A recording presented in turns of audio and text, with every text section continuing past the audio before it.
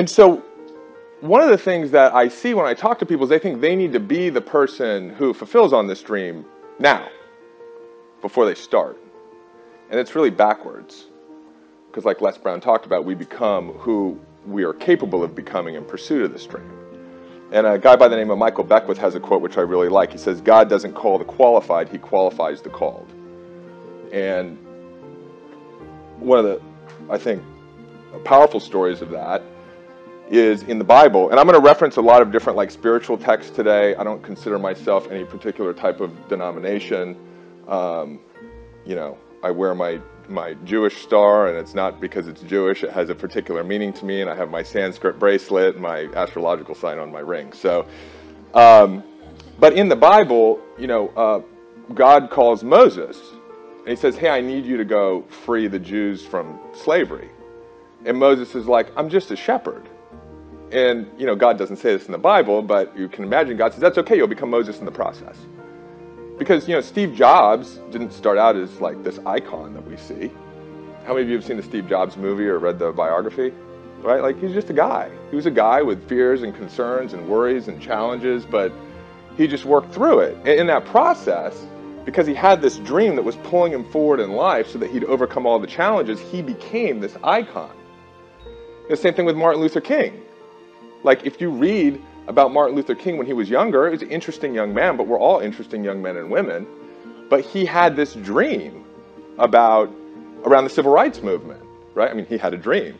And so he became Martin Luther King in the process. And the same thing with Gandhi. If you read the autobiography of Gandhi, which is an accomplishment in and of itself, because the thing's like 1,000 pages, but it's an extraordinary autobiography. And, you know, Gandhi shares like his challenges with what's right and what's wrong, and he looks at his relationship with women and should I eat meat? I mean, he struggled with the same stuff that we struggle with. But he wanted a free and independent India. And so he became Gandhi. And the thing is that's not just reserved for Steve Jobs and Martin Luther King and Gandhi. They became these great people because they went and fulfilled on their dream. And a lot of people talk about going and trying to find I got to go find my purpose, or I got to go like figure something out. And my experience is that it's in you. It's in you already, right? So part of what we're going to talk about here today is what prevents ultimately what we want to bring into the world, because I think we all have this unique gift that is meant for us to bring into this world that's extraordinary, and what prevents us from letting that out. So what I've experienced in my life and what I see in talking to a lot of people, whether it's friends or coworkers or employees or family members, is that at some point along the way we get confused and we misunderstand who we are. We start building this false sense of self around all the stories and all the labels and all the things, and we start living our life that way. And we get confused about how life works, how we interact with life. And we start living much smaller than we really are. And so we start giving ourselves away. I remember when I was young, what I wanted to do, I always wanted to take interesting concepts and present them in a beautiful creative format. That's what I wanted to do. And for me, when I was a kid, that was making movies. And I remember sharing with the career counselor and sharing with my dad and sharing with other people that I wanted to make movies. And the feedback was always the same. It was like, well, you can't really make a living doing that. It's like 1 in a million.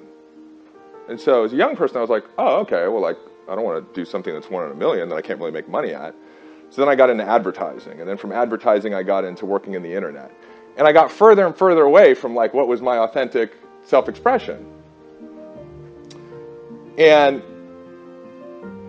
what I see is that we do that. We give ourselves away because we don't know any better as young people. It's like when your parent tells you something or a career counselor tells you something, you just sort of believe it. And so when we do that, we start to move away from our dreams. We start to give up on this beautiful thing that we're here to give birth to in the world, and then we get stuck because we don't have that dream in front of us anymore that allows us to overcome all the challenges in life, right? That pulls us into it. That's the thing that allows us to grow. And we get stuck. And so I talk to a lot of people in their 30s, in their 40s, in their 50s, where they say, yeah, I just feel stuck. Like, this isn't the life that I imagine living when I was younger, and I still have this vision of like how I could be living my life now, and it's not how I'm living life, and I don't really know how to bridge that gap. And that's this misalignment, and that's when we suffer.